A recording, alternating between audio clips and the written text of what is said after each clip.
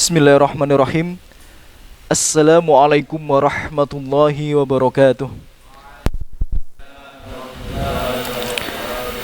Alhamdulillah. Alhamdulillahilladzi arsala rasulahu bil huda wa dinil haq liyudhhirahu 'ala ad-dini kullih wa kafa billahi syahida. Wassalatu wassalamu ala khairil anbiya'i wal mursalin nabiyina Muhammad wa ala alihi wa ashabihi wa man tabi'ahum bi ihsan ila yaumiddin. Amma ba'd. Ikhwati fillah rahimani wa rahimakumullah, saudara-saudariku semuanya yang semoga antum semua selalu dijaga dan dirahmati oleh Allah Subhanahu wa taala. Pertama-tama kita panjatkan puja dan puji syukur kehadirat Allah Subhanahu wa taala karena pada sore hari ini ya kita masih diberikan nikmat yang tidak terhitung jumlahnya.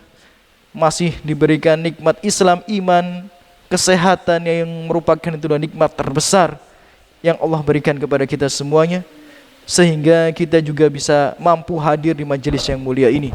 Kemudian sholawat serta salam semoga senantiasa tercurahkan kepada Rasulullah Sallallahu Alaihi Wasallam Muhammad bin Abdullah, dan juga semoga sholawat serta salam senantiasa tercurahkan kepada keluarga beliau, anak keturunan beliau, para sahabat beliau, dan umat beliau yang senantiasa berpegang teguh dengan kebenaran, berpegang teguh dengan wasiat yang Rasulullah SAW berikan, yakni Al-Quran dan As-Sunnah. Ikhwati fillah rahimani wa rahimakumullah, saudara-saudariku semuanya yang semoga selalu dijaga dan dirahmati Allah Subhanahu wa taala.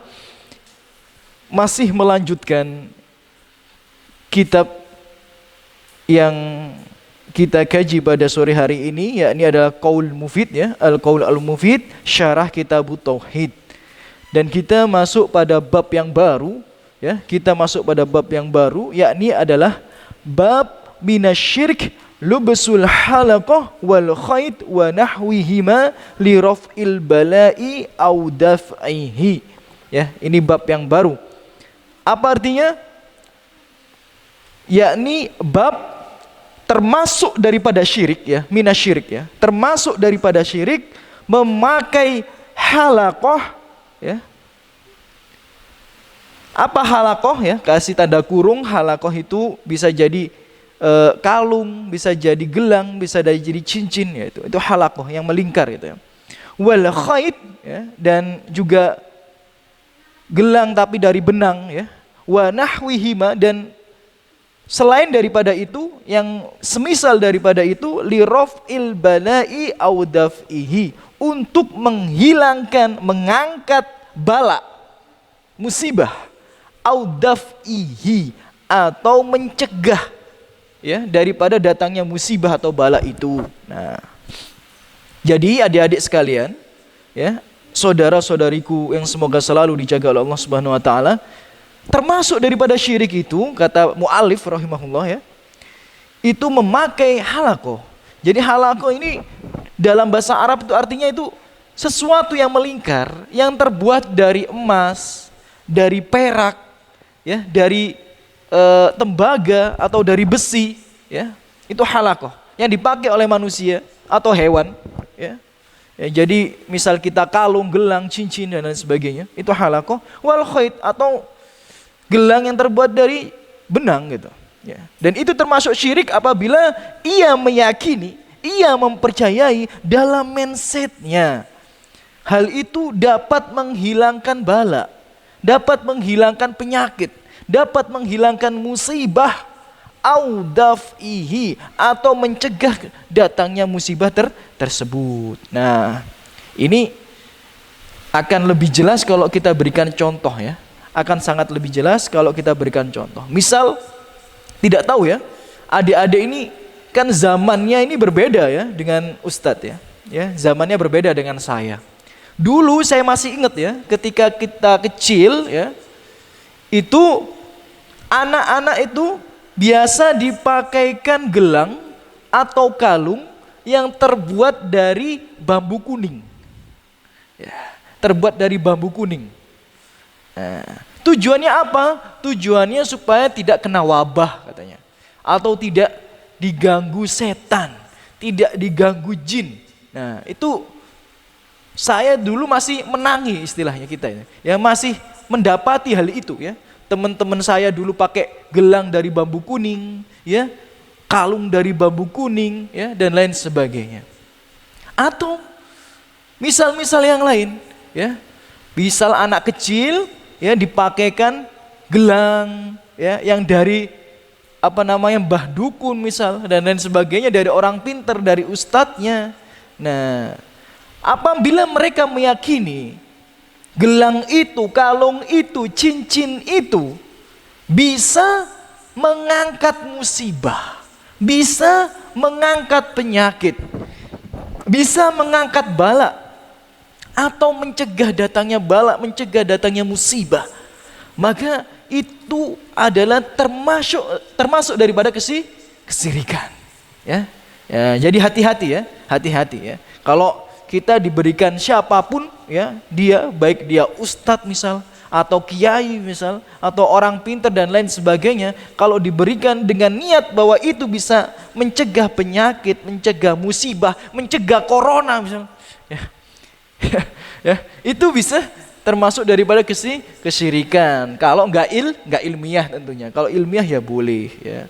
Tapi ikhwani fillah ya, ikhwati fillah, saudara-saudariku semuanya, ketika seseorang melakukan kesyirikan, itu bukan berarti semuanya itu dianggap statusnya sama. Maksudnya apa, Ustaz? Maksudnya seperti ini. Ya. Ketika orang melakukan kesyirikan berupa menggunakan gelang tadi, menggunakan cincin tadi, dan meyakini bahwa dengan cincin tadi, dengan gelang tadi dapat mengangkat musibah, mencegah musibah, itu kata Syekh Muhammad bin Shalih Al-Utsaimin terbagi menjadi dua kelompok. Kelompok yang pertama yang kekufurannya, kesyirikannya masuk daripada syirik akbar. Dan kelompok yang kedua adalah kelompok yang kesyirikannya masuk daripada syirik asgor.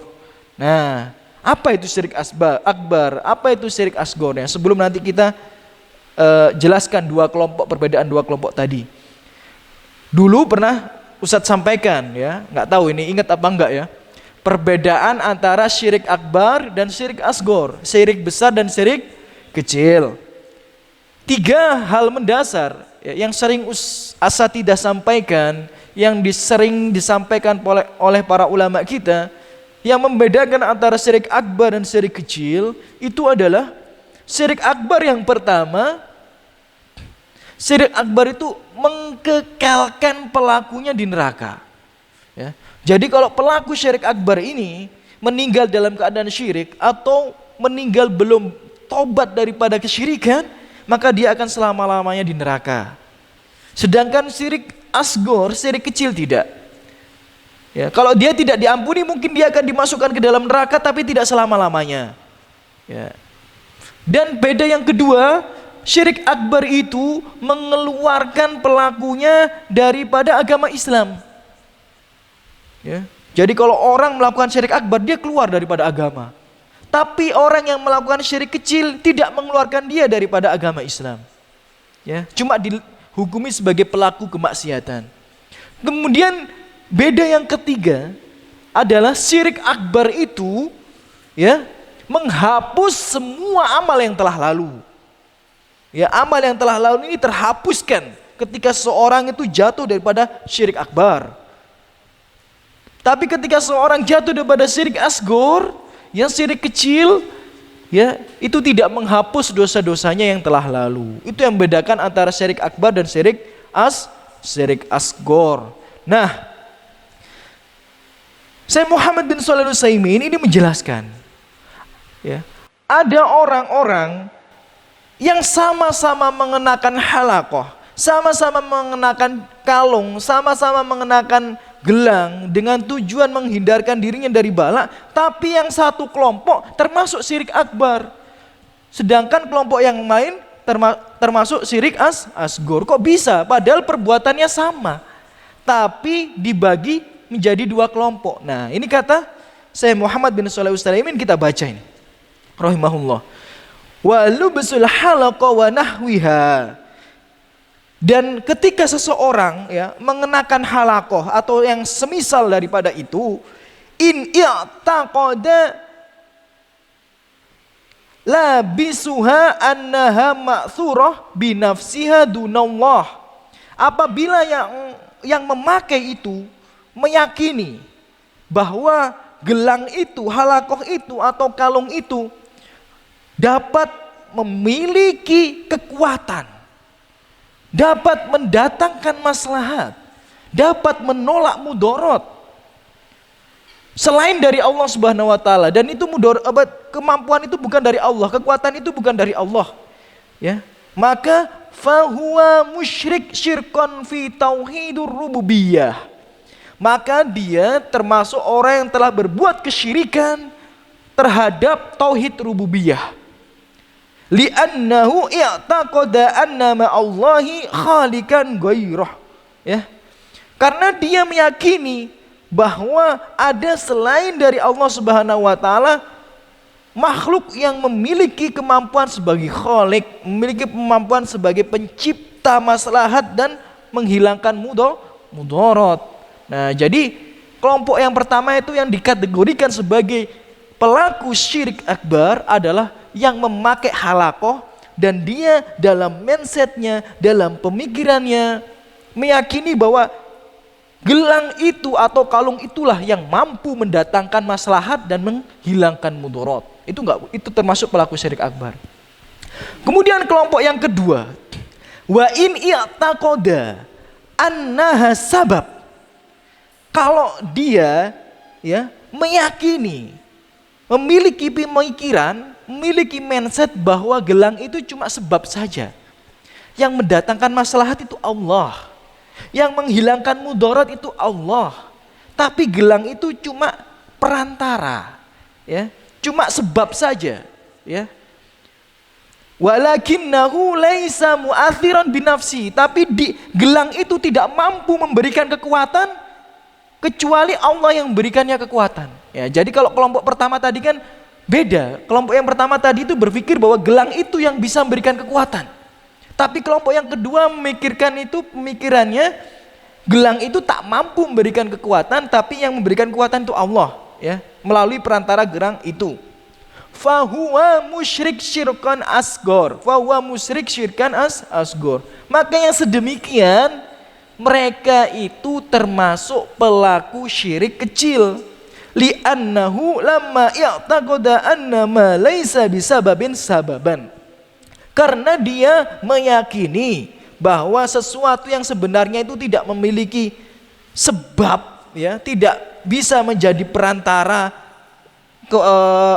takdir Allah Subhanahu wa taala, ia meyakini itu sebagai perantara gitu loh. Nah, contoh sesuatu yang bisa menjadi perantara takdir Allah, ya, itu misalnya obat.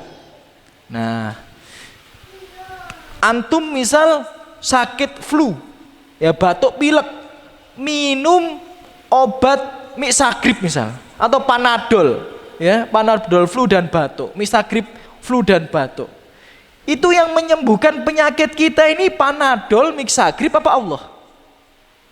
Allah.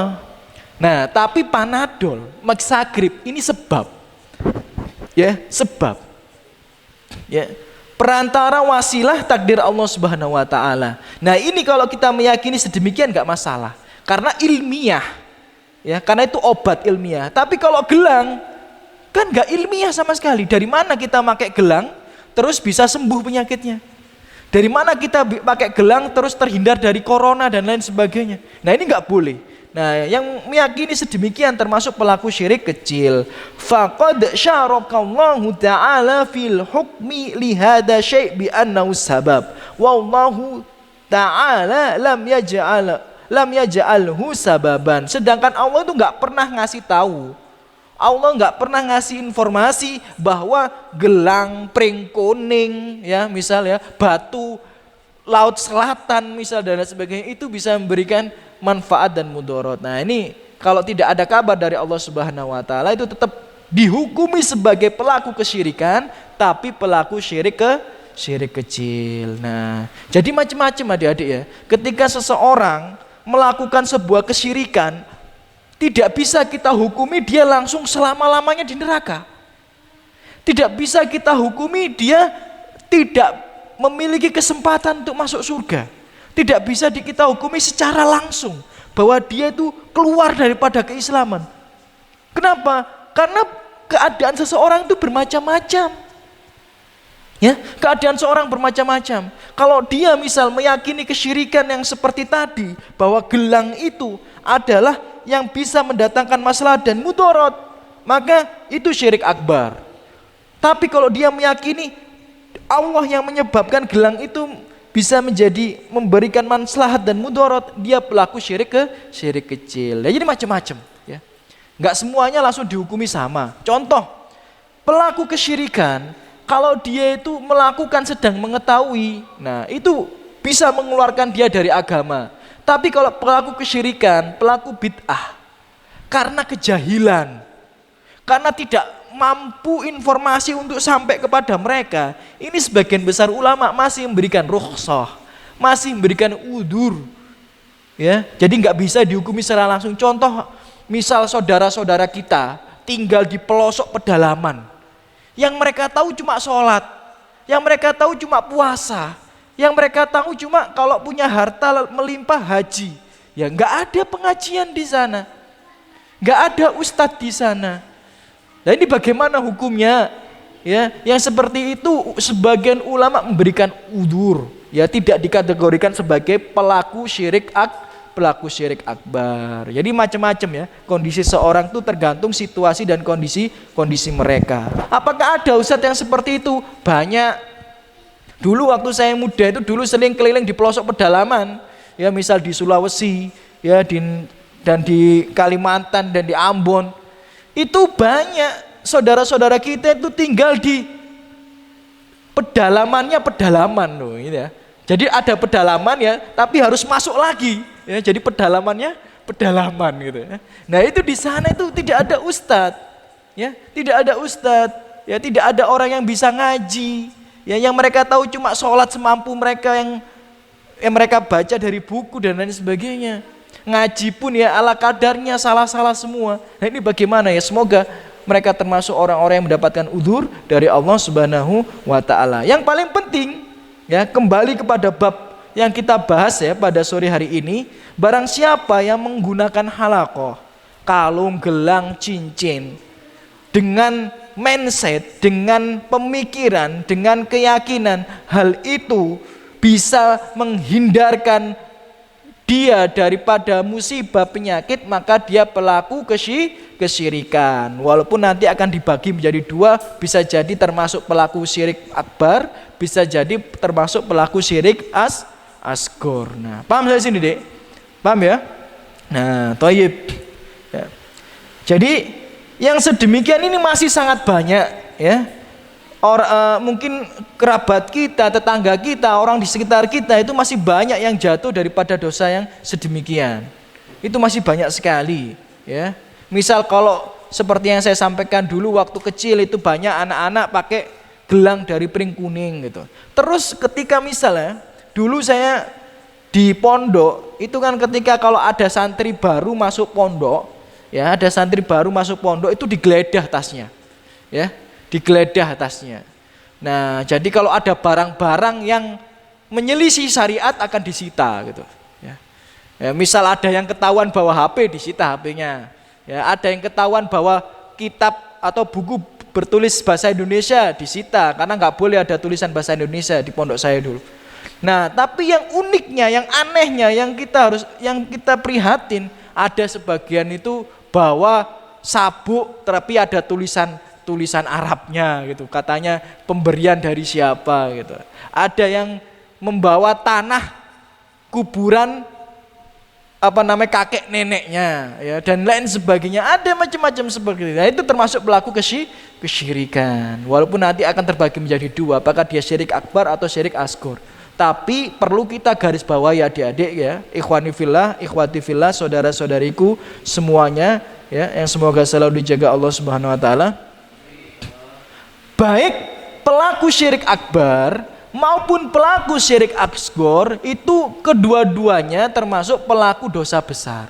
Ya, jadi walaupun yang satu memang membedakan dengan yang lainnya, yang satu menyebabkan kekal di neraka, yang satu tidak kekal di neraka, yang satu mengeluarkan dia dari Islam, yang satu tidak mengeluarkan dia dari Islam, yang satu menghapus seluruh amalan yang sebelumnya, yang satu tidak menghapus seluruh amalan yang sebelumnya.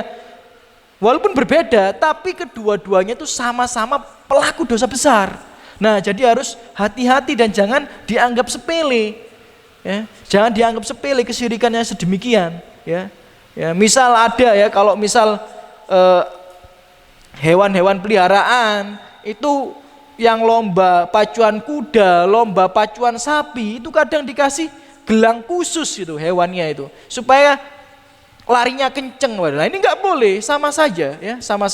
Jadi meyakini sesuatu dapat mendatangkan maslahat atau menolak mudarat selain dari Allah Subhanahu wa taala, dan itu termasuk pelaku dosa besar walaupun dia pelaku syirik kecil atau syirik akbar. Nah, kemudian ikhwani fillah, ikhwati fillah rahimani wa rahimakumullah, wa tariqul ilm bi anna syai'is sabab isnan.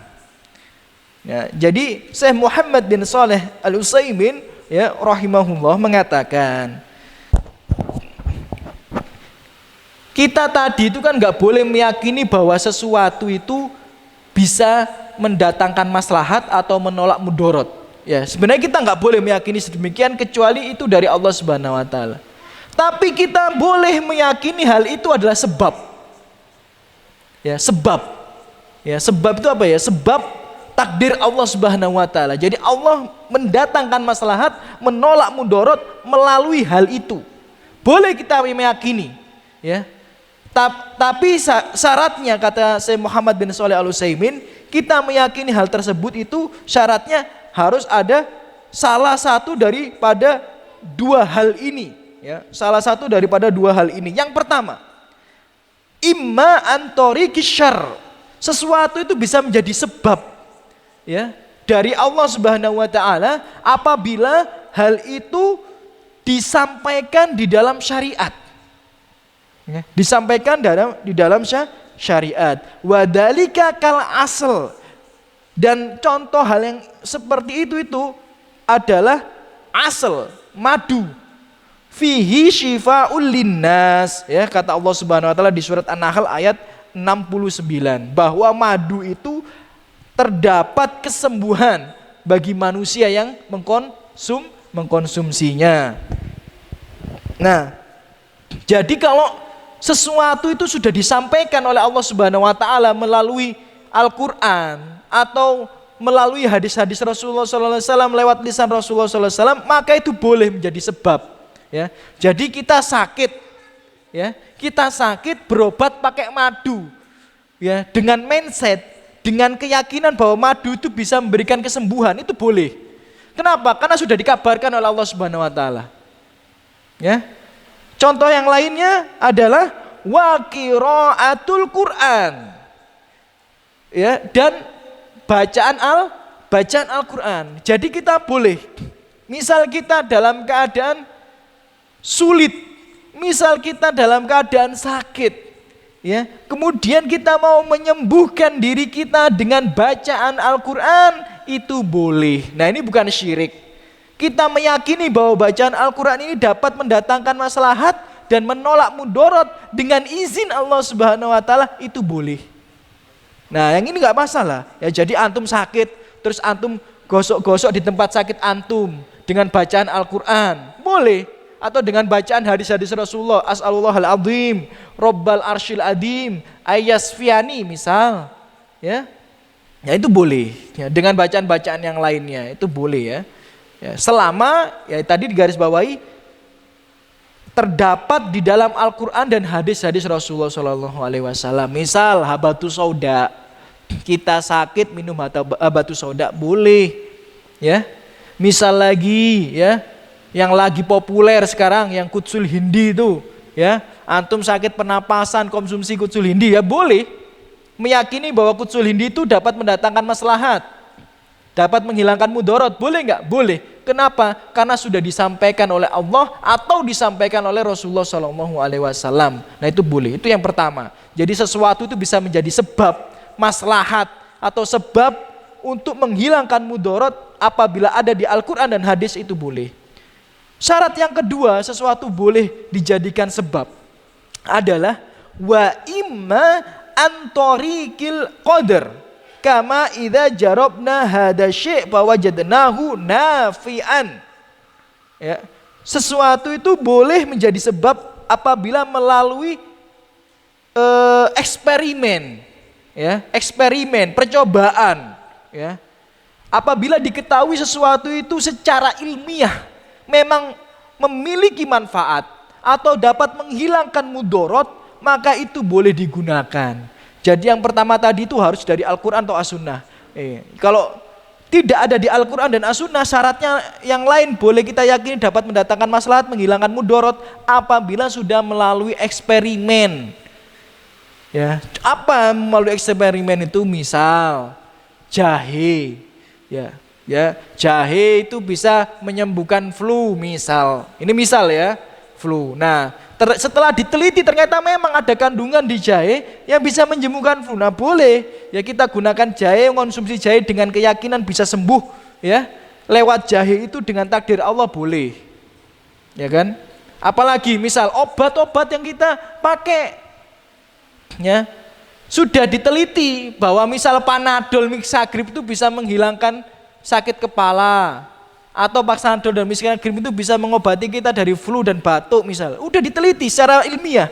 Nah ini boleh kita mengkonsumsi dengan keyakinan bahwa obat itu bisa mendatangkan kesembuhan dengan izin Allah. Boleh.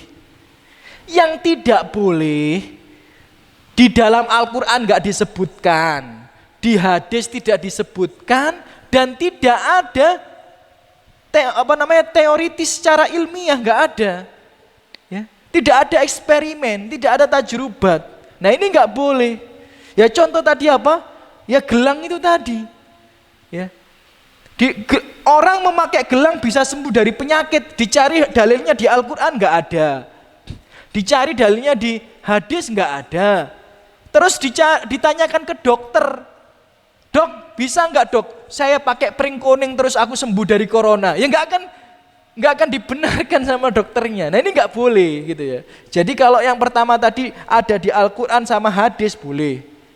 Atau kalau nggak ada di Al-Quran dan hadis melalui eksperimen dan secara ilmiah, bisa dibuktikan secara ilmiah. Jadi kalau sesuatu tidak bisa dibuktikan secara ilmiah, kita nggak boleh meyakini hal itu dapat mendatangkan maslahat atau menolak mudarat, itu nggak boleh. Ya. Misal ada sebagian orang, ya, ketika anaknya lahir, ya, ari-arinya itu dikubur di dekat rumahnya, ya, atau di karangan rumahnya, ya. Jarine wong-wong biyen supaya pomah gitu doro we pomah. Ya, katanya memang petek pomah gitu ya. Katanya ari-ari anak kecil itu ya, nggak tahu jenengan tanya pada orang tua jenengan dulu ya, ari-arinya dikemanain gitu ya.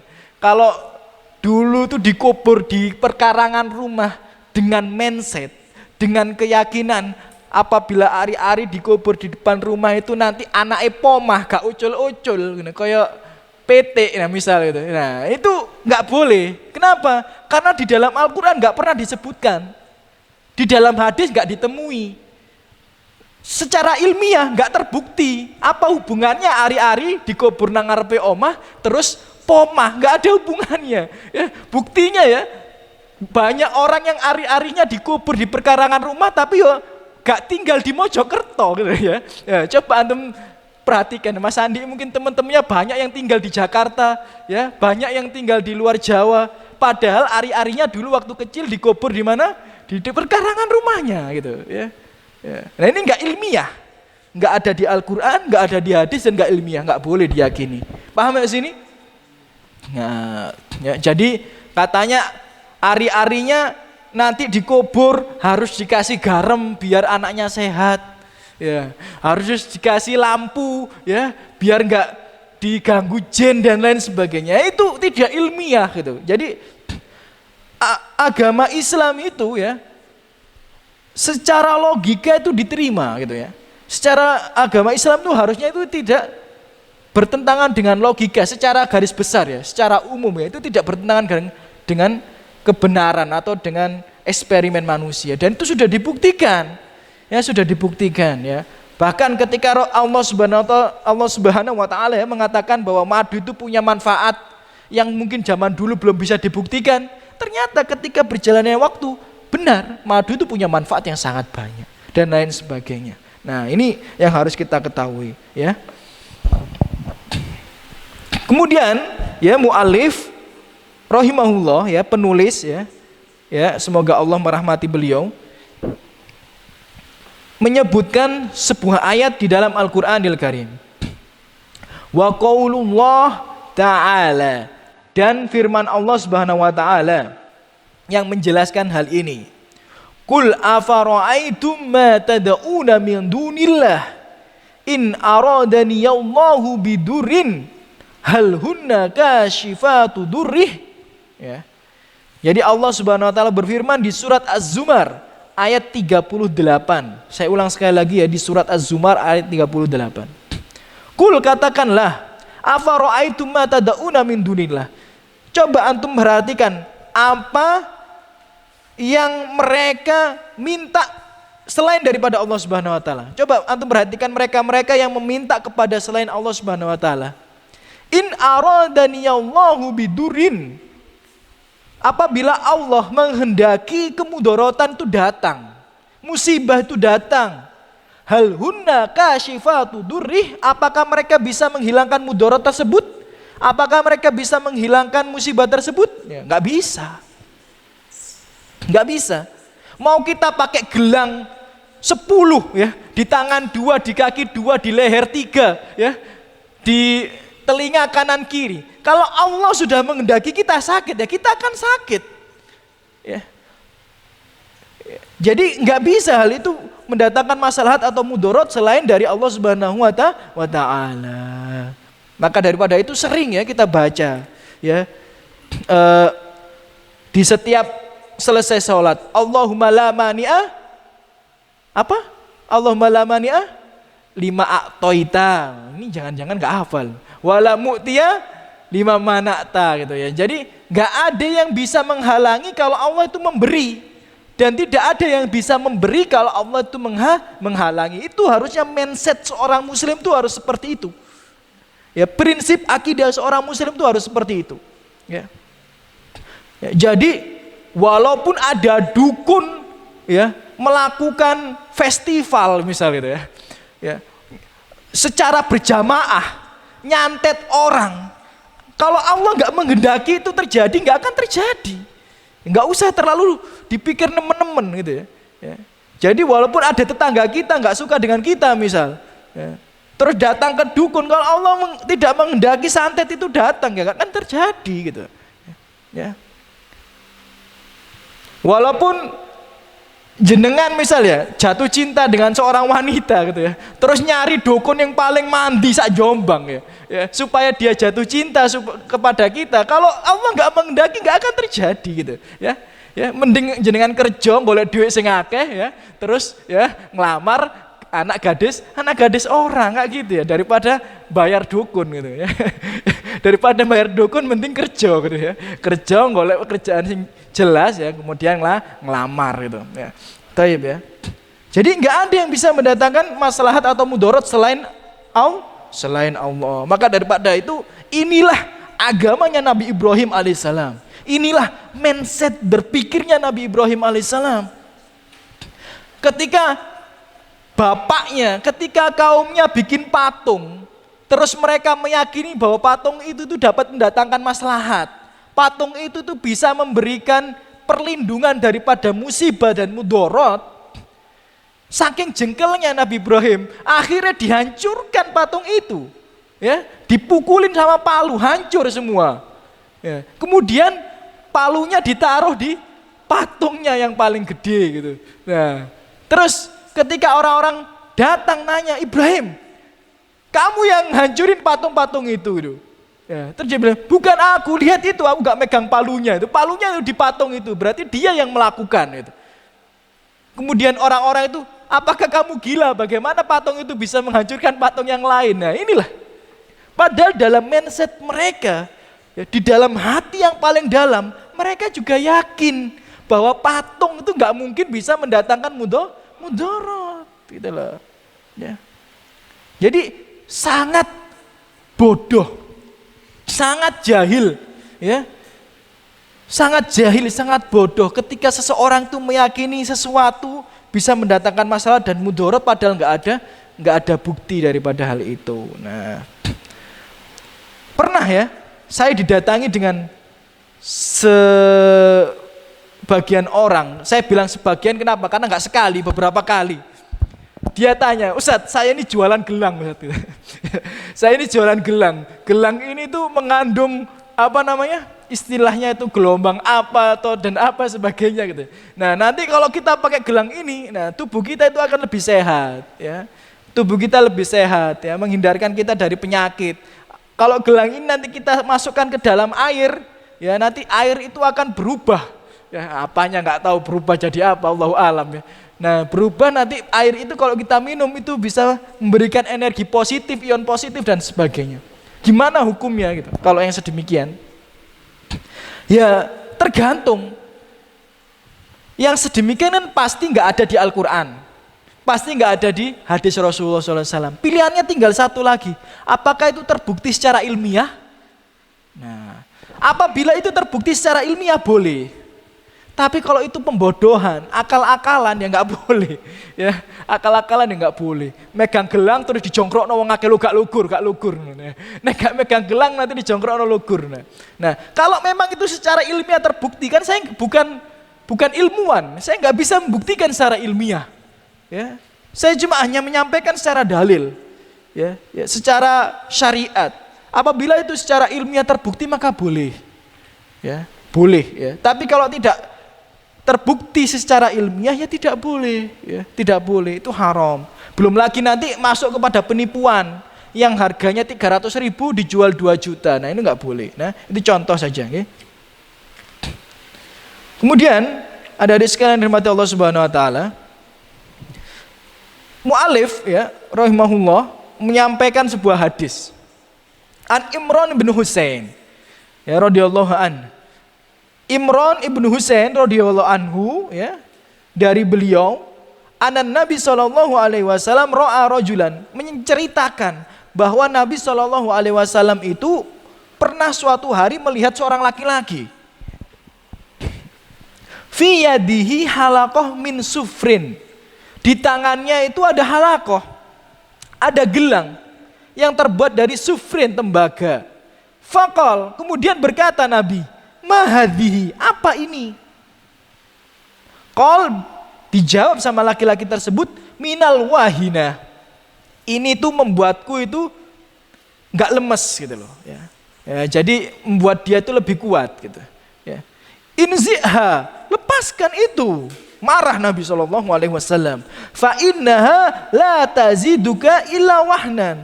Sesungguhnya yang sedemikian itu tidaklah menambah sesuatu apapun daripadamu kecuali malah kelemahan. Bukan menghindarkan kelemahan, malah itu akan mendatangkan kelemahan. Karena membuatmu akan bergantung daripada gelang itu. Fa innaka, dan sesungguhnya apabila engkau, kata Nabi SAW, fa innaka lau mutta, apabila engkau mati, wahya alaika, dan kamu masih pakai gelang itu, masih meyakini itu bisa menghilangkan kelemahan, membuat antum lebih kuat, ma'aflahta abadan, kamu tidak akan pernah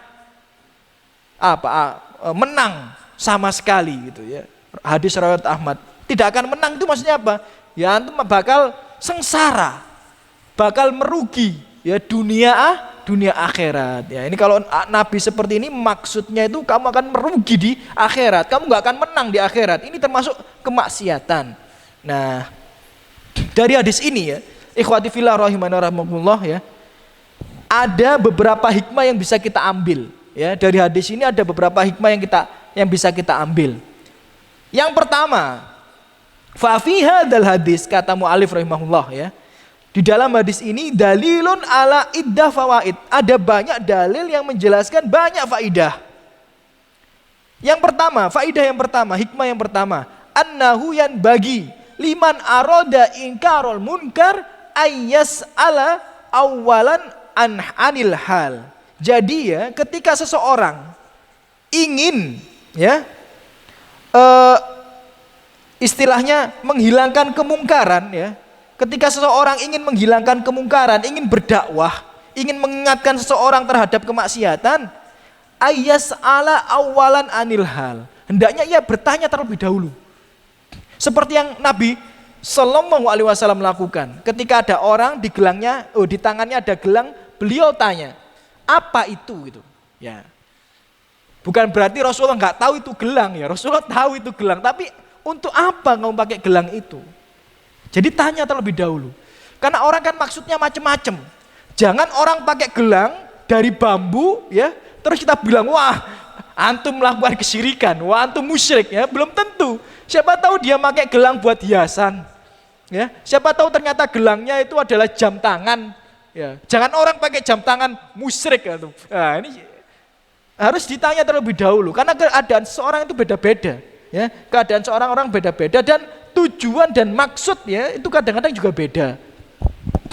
Ada sebuah kisah nih, ya ada sebuah kisah ya yang bisa menjelaskan apa yang saya maksud daripada hikmah yang pertama ini. Ada seorang syekh, setiap ia mau masuk kamar mandi itu selalu gigit siwak. Ya, jadi setiap mau masuk ke kamar mandi gigit siwak. Pertanyaannya, pernahkah Rasulullah setiap mau masuk kamar mandi gigit siwak? Enggak pernah, enggak ada dalilnya. Pernahkah sahabat melakukan itu? Enggak ada. Nah, apakah ini bid'ah? Wah, apakah ini orang ini melakukan bid'ah, melakukan kemaksiatan? Enggak boleh, harus tabayun terlebih dahulu. Jadi kalau ada orang yang kelihatannya melakukan hal aneh, kelihatannya melakukan hal yang menyimpang, coba tabayun terlebih dahulu, tanya. Jangan-jangan ada alasan tertentu ia melakukan hal itu. Jangan mudah ya menjelekkan saudara kita. Jangan mudah negatif thinking terhadap saudara sama muslim. Ya, mungkin dia punya alasan. Nah, akhirnya muridnya tanya pada syekhnya, "Syekh, ana itu lihat antum setiap mau masuk kamar mandi selalu gigit jiwa. Apakah ada dalilnya, Syekh?" Apakah ada dalilnya? Kok saya belum pernah dapati dalil itu gitu. Apa kata Syekh itu? Ini enggak ada dalilnya ini. Lah terus kenapa antum melakukan itu gitu? Soalnya kalau ada dalilnya saya akan ikuti, kalau nggak ada dalilnya ngapain saya ikuti gitu. Terus Syekhnya menjawab, ana itu biasa berzikir pada Allah Subhanahu wa taala. Lidah ana itu udah biasa nyebut nama Allah. Ana khawatir kalau lidah ana ini nggak gigit sesuatu, khawatir ana masuk keceplosan. Ya, keceplosan lafaz Allah Subhanahu wa taala, keceplosan berzikir di dalam kamar mandi. Karena dia takut akhirnya dia gigit siwak setiap mau masuk kamar mandi. Nah, ini kan alasannya itu ya. Jadi kalau ada sesuatu yang aneh daripada saudara kita, coba tanya dulu alasannya. Jangan langsung dijudge.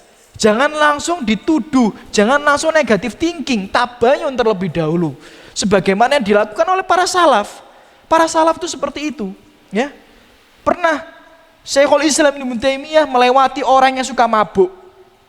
Ya, tapi enggak dinasehati sama Syekhul Islam Ibnu Taimiyah. Jadi ada tentara-tentara mabuk sama Syekhul Islam Ibnu Taimiyah dilewati aja. Nah, ini kan kalau kita ini negatif thinking, kalau kita ini suka suudon, kalau kita ini suka menjudge orang, pasti ngomong loh, apa itu? Syekh, ulama, ada orang mabuk enggak diingetin. Nah, itu orang yang hatinya ada penyakit. Ya, mudah menjudge saudaranya, tidak mau tabayun terlebih dahulu. Ya, tapi muridnya Syekhul Islam Ibnu Taimiyah enggak seperti itu. Ya, semoga kita juga tidak termasuk orang yang sedemikian. Ya, muridnya Syekhul Islam Ibnu Taimiyah itu melihat yang sedemikian, itu tanya dulu, tanya seperti yang dilakukan Rasulullah. Nah, inilah manhajnya salaf, tabayun. Tanya kepada Syekhul Islam Ibnu Taimiyah, Syekh, ana lihat antum itu tadi lewat tentara-tentara yang mabuk-mabuk. Nah, kenapa nggak antum ingetin? Bukannya wajib bagi kita untuk ya amal ma'ruf nahi mungkar ya. Amar ma'ruf nahi mungkar. Kita memerintahkan yang ma'ruf dan mencegah kemungkaran. Apa kata Syekhul Islam Ibnu Taimiyah? Tentara-tentara itu antum tahu kelakuannya. Kelakuannya setiap hari itu ya selalu mendolimi masyarakat. Ngambil harta masyarakat secara dolim. Ya, ditarik pajak-pajak bahkan melebihi yang seharusnya. Ya.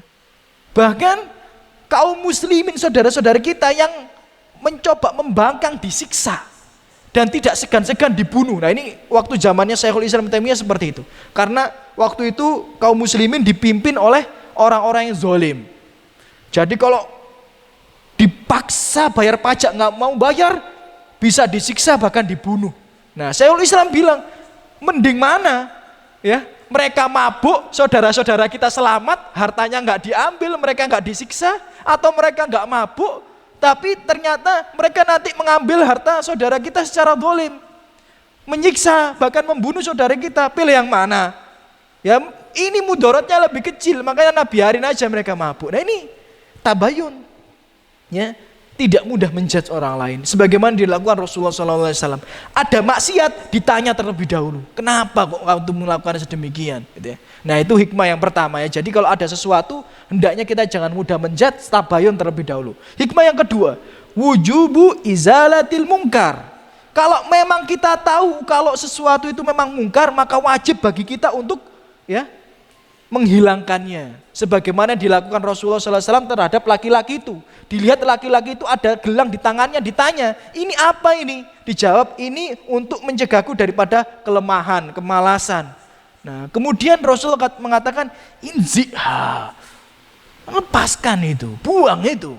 Ya, ini kewajiban seseorang untuk menghilangkan kemungkaran. Ya, sebagaimana hadis Rasulullah SAW yang kita semua sudah hafal, man ro'a minkum mukaron fal yugoyir biyadi fa illam yastati fabilisani. Kalau kita melihat kemungkaran, maka ubahlah dengan tangan kita. Kalau nggak bisa dengan tangan, ubahlah dengan lisan. Kalau nggak bisa dengan lisan, apa kata Rasulullah SAW? Dengan kolb, dengan hati.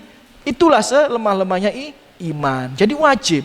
Kalau kita melihat saudara kita melakukan kemaksiatan, melakukan kesyirikan, paling tidak lakukan semaksimal yang kita bisa. Kalau kita bukan pemerintah yang nggak bisa melakukan dengan kekuasaan, maka lakukanlah dengan lisan, nasihat yang baik. Kalau nggak mampu, minimal doakan mereka. Yakinlah ya bahwa Allah itu mampu membolak-balikan hati. Tapi wajib bagi kita untuk mengingkari hal tersebut. Ya. Kemudian hikmah yang ketiga, annal asbab allati la atharolaha bimuqtada syri' awil ada aw tajribah la yantafi' biha alal insan. Hikmah yang ketiga daripada hadis yang tersebut dikatakan oleh Syekh Muhammad bin Shalih Al-Utsaimin bahwa jika ada sesuatu yang tidak disebutkan di Al-Qur'an, tidak disebutkan di dalam hadis, tidak bisa dibuktikan secara ilmiah, itu bisa mendatangkan maslahat, bisa menolak mudarat, maka hal itu sama sekali tidak bermanfaat. Maka daripada itu kita ini nggak boleh melakukan sesuatu cuma hanya dari asal opo jari, ya opo jari, nggak bisa. Coba antum lakukan ini, kenapa? Ya supaya seperti ini. Lah itu dalilnya mana? Nggak bisa datang dengan dalil, nggak boleh. Nggak bisa datang dengan secara bukti ilmiah, ya nggak boleh juga. Ya harus dengan dalil atau dengan secara ilmiah. Ya maka daripada itu contoh kok. Saya pernah menghadiri takziah seseorang, ya. Kemudian ada mbah-mbah, ya. Ada mbah-mbah datangi anaknya. Duk, ya. Duk, ya. Itu loh nyiapin apa namanya? Kembang buat nyekar orang tuanya ya, buat nyekar orang tua. Karena orang meninggal itu biasa disiapin kembang ya, sama keluarganya ya gitu. Kemudian ini apa namanya? Anak perempuannya ini ya itu bawa apa namanya tempat air itu yang apa namanya nggak ada itunya, nggak ada gambarnya ya katanya si mbah-mbah ini jangan yang nggak ada gambarnya atau yang ada gambarnya, cari yang seperti ini. Jadi dia itu memberikan contoh ada mangkok khusus itu ya buat nyiram orang orang mati gitu. Nah, lu kenapa mbah kok harus pakai mangkok ini gitu ya? Kata mbahnya, supaya bapakmu tenang di alam kubur gitu. Tanya kayak gitu. Nah, ini secara dalil nggak boleh. Secara ilmiah nggak bisa dibuktikan, nggak boleh diikuti. Walaupun yang ngomong tuh orang tua renta, ya tokoh desa ya nggak boleh gitu. Akhirnya saya lihat sendiri kan, ya karena itu masih tetangga sama saya, masih kerabat sama saya, diambilin nuruti mbah itu ya. Tapi pas mbah nyengkre akhirnya diganti mana, ya diganti mana, ditinggalkan, nggak usah kayak gitu. Ya untuk supaya nggak terjadi crash atau masalah di di masyarakat. Nah, yang seperti itu ya harus kita yakini ya. Kemudian terakhir ya, tinggal 2 hikmah. Hikmah yang keempat, anna lubsul halaqa wa shibhiha lidaf'il bala aw raf'ihi ya minasyirik ya. Bahwa orang yang meyakini bahwa memakai gelang, memakai kalung, memakai anting, memakai cincin dan meyakini hal itu dapat mendatangkan masalah atau menghilangkan mudarat, itu adalah termasuk kesyirikan dan itu harus ditinggalkan. Walaupun nanti bisa tergolong ke dalam 2 kelompok, pelaku syirik besar atau pelaku syirik kecil, tapi sama saja pelaku syirik besar dan syirik kecil sama-sama termasuk dosa besar ya.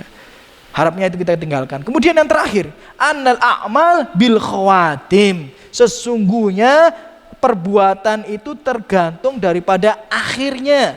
Sebagaimana hadis Rasulullah tadi ditutup dengan fa innaka law mutta wa hiya alaika ma aflahta abadan. Kalau kamu mati dan gelang itu masih ada di tanganmu, maka kau tidak akan selamat, kamu tidak akan menang selama-lamanya. Nah, itu menunjukkan bahwa akhir itu adalah